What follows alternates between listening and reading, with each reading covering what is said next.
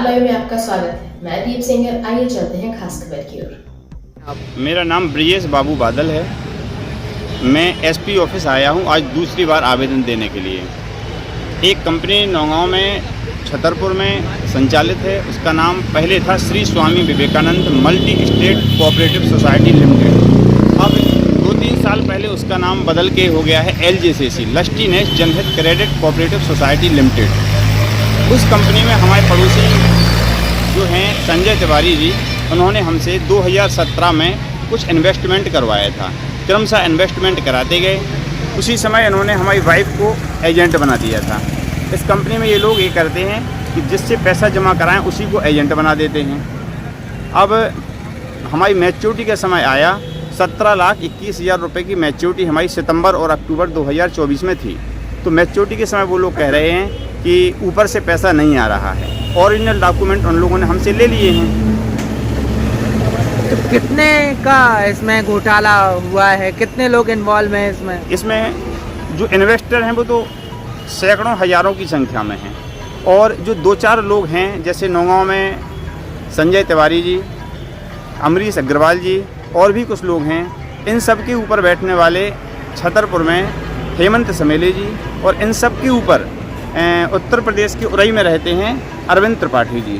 तो हमने संजय तिवारी जी से ये कहा था कि भैया आपने पैसा लगवाया है हमारा, उस समय आपने पूरी गारंटी ली थी हमसे, अब आप गारंटी से हट रहे हो। तो बोले कि आप समेले जी से बात कर लो, त्रिपाठी जी से बात करो। अब उन लोगों से बात की तो वो बोले तिवारी जी से बात करो, हमारा पैसा मिल नहीं रहा है। और इन लोगों के कहने पर हमने स्वयं 5-6 लोगों के रुपए जमा कराए थे। उनका समय पूरा हुआ तो 12,60,000 रुपये हमने अपनी जेब से भरे हैं। अब उनसे कहते हैं कि हमें भैया FIR करना है, तो वो कहते हैं कि यदि तुम FIR करोगे तो तुम्हारी वाइफ के नाम एजेंसी भी एजेंट है, तुम्हारी वाइफ वो भी जेल जाएगी। इस तरीके से हम लोगों को धमका भी रहे हैं। और आप लोग थाने गए तो थाने प्रभारी क्या कह रहे थे? हम 25 अक्टूबर 2024 को थाने गए थे। तो वहाँ पर TI साहब ने तत्काल एक दरोगा जी को और कुछ लोगों को और भेजा था। तिवारी जी हम साथ में थे। ब्रांच पहुँचे। ब्रांच में दरोगा जी ने रिकॉर्ड उठाया, उनसे पूछताछ की। वहाँ जो कंप्यूटर ऑपरेटर था उससे ही पूछताछ की और तिवारी जी को लेके शाम को थाने आ गए। दिन भर थाने में बिठाए रहे। रात में 10 बजे उन्हें छोड़ा। इसके बाद कोई आगे प्रक्रिया नहीं बढ़ रही है। फिर 29 तारीख को हमने SP साहब को आवेदन दिया था, तो उन्होंने कहा था कि बहुत जल्दी हम निराकरण करा देंगे। जब नहीं हुआ तो हम शनिवार को आए थे, पूरे दिन बैठे रहे। SP साहब नहीं थे। आज मैं पुनः 10:30 बजे SP ऑफिस आ गया था। SP साहब से अभी मुलाकात हुई है और उन्होंने हमें आश्वासन दिया है कि जल्दी से जल्दी हम आपका निराकरण कराते हैं।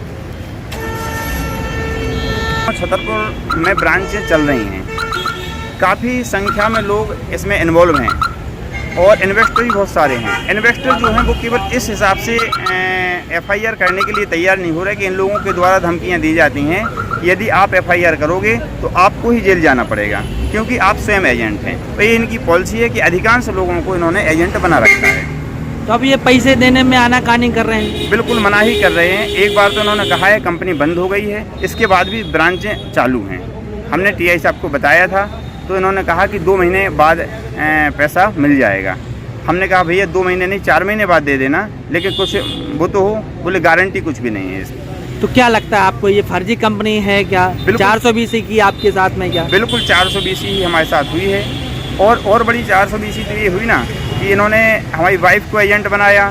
फिर अभी 23 में हमें इनके पास सारे डॉक्यूमेंट रहते हैं।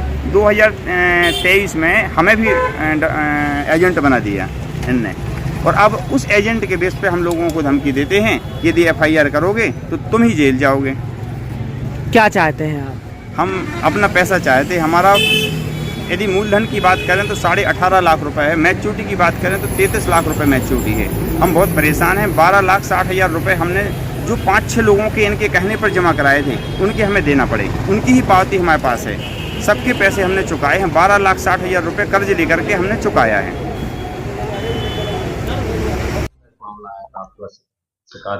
नौगांव थाना क्षेत्र संबंधी ये मामला है, जिसमें एक फंड कंपनी और कुछ एजेंट्स पर कंप्लेन आई है। उस आधार पर थाना प्रभारी और SDOP ने विस्तार में जांच की है और संभवतः आजकल में हम उसमें अग्रिम कार्रवाई करेंगे।